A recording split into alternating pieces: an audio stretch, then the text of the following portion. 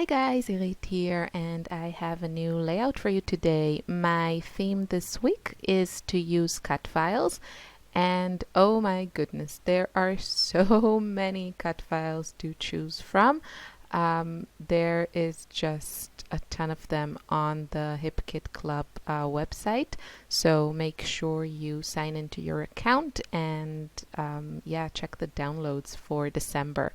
So I used this fabulous cut file, and I cut it out of cardstock in a color that I am not likely to use, and I'm going to use it as a stencil.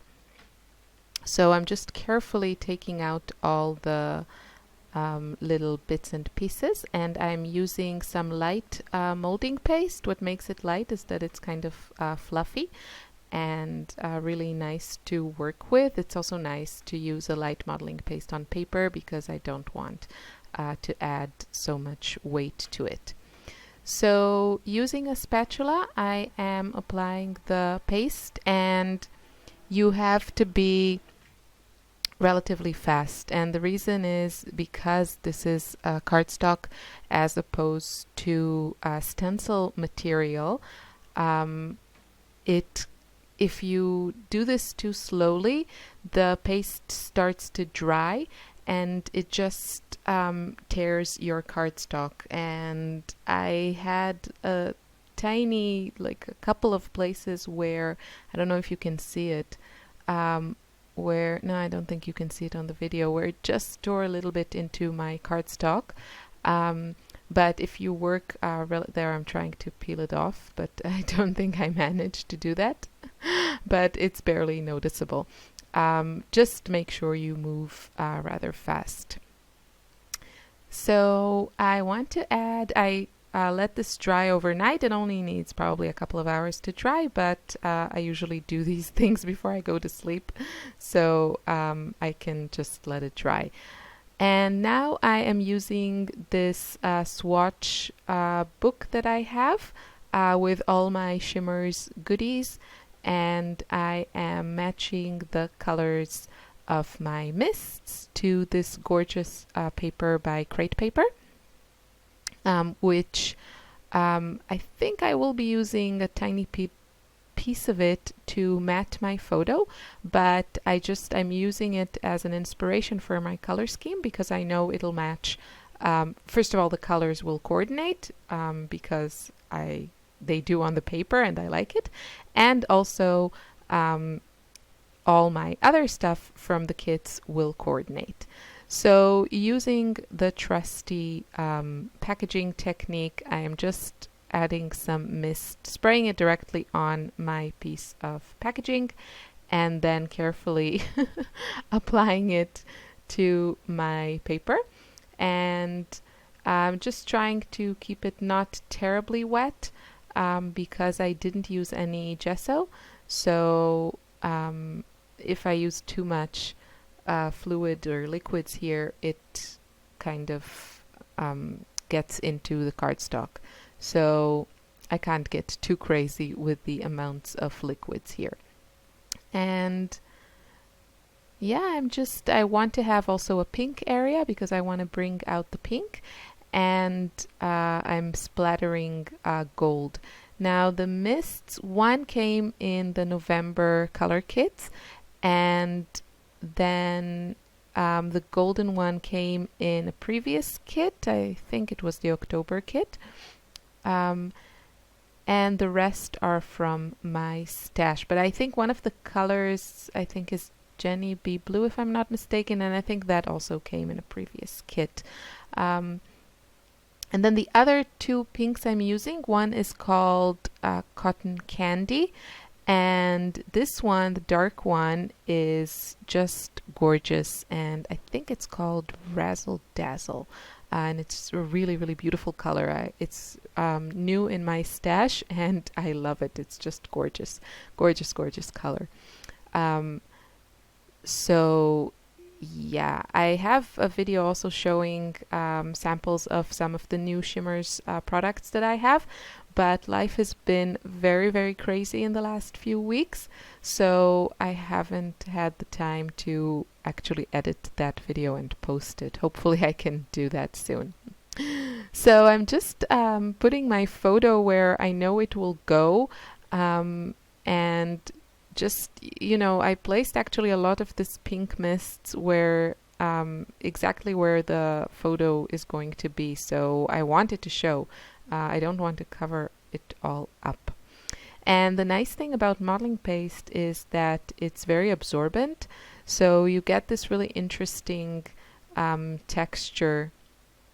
You get this interesting depth is what I want to say when you apply the mists on it. Because it looks different on the paste as it does on the paper.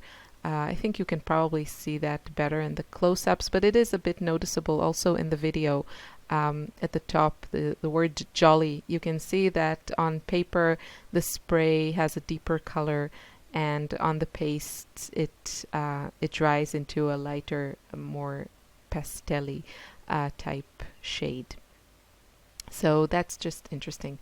And now I did some of the layering off camera.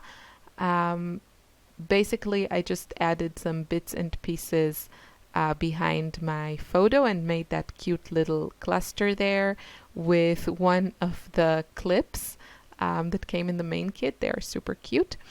And I also made this row of trees at the bottom of my tree, and I also added a little strip of striped paper there to the right. Now at the moment, if you are sharp-eyed and attentive, then you may notice that the width of my layout is around 13 inches, so I do need to trim it down on the white side. I just really liked the placement of the photo, and then there was some of these embellishments hanging off the edge, and I can't put that like that in my album. So and if I moved the photo to the left, then it would cover the words on the tree, and I don't want that. So yeah, that's why I added the pattern paper, and I'm going to trim it a bit on the left side. There's still space there, so it's not going to disturb the letters in my tree. And I am just adding some finishing touches here. I'm going to add that piece of washi and just trying to build the layers there. I have this little kind of a tab, which I think is from the exclusive ephemera that came in the main kit, and I just wrote my daughter's name and the place. And I do want to add my journaling somewhere. I haven't decided yet. I am doing this voiceover before I've actually taken the final shots of the photo and added my journaling. So I'm still not sure where it's going to go. Now, I really like that hot pink little puffy sticker, and I'm looking for a good place to add it, and I think it will stay there at the top. And I'm just looking at the puffy stickers to see if I can add something else.